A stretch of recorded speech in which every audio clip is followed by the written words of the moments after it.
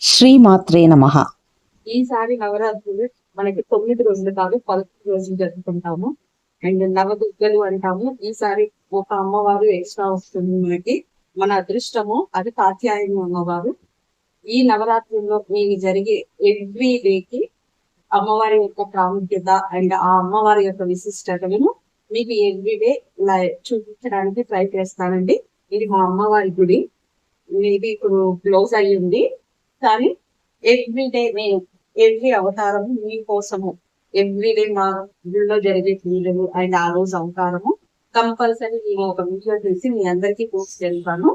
And ఆ అమ్మవారి ఏ అలంకారం అయితే ఆ రోజు ఆ అమ్మవారి యొక్క విశిష్టతను మీకు అందరికీ తెలియజేయడానికి ట్రై చేస్తానండి. నాకు తెలిసినంత వరకు మా గుడిలో అయితే చాలా బాగా జరుగుతాయి నవరాత్రులు. అండ్ అలాగనే బతుకమ్మ కూడా చాలా బాగా జరుగుతుంది ఫెస్టివల్. మా కాలనీలో ఉన్న ఈ బతుకమ్మ ఫెస్టివల్ అండ్ నవరాత్రి ఉత్సవాన్ని మీ అందరి కోసం నేను తప్పకుండా ప్రతి డే పోస్ట్ చేయడానికి ట్రై చేస్తానండి. అండ్ ఎవ్రీడే అవతారాన్ని అండ్ ఆ రోజు అమ్మవారి అలంకరణను మీకు అందరికి చూపించి అండ్ మాకే కాదు మేము చూసే మీ అందరికి కూడా ఆ అమ్మవారి అనుగ్రహం ఉండాలి అనేసి నేను కోరుకుంటూ నా సబ్స్క్రైబర్స్ కోసం నేను ఇలా చేయాలి అనుకుంటున్నాను. సో మీ అందరికి నచ్చితే లైక్ చేయండి, షేర్ చేయండి, ఇది సబ్స్క్రైబ్ చేసుకోండి.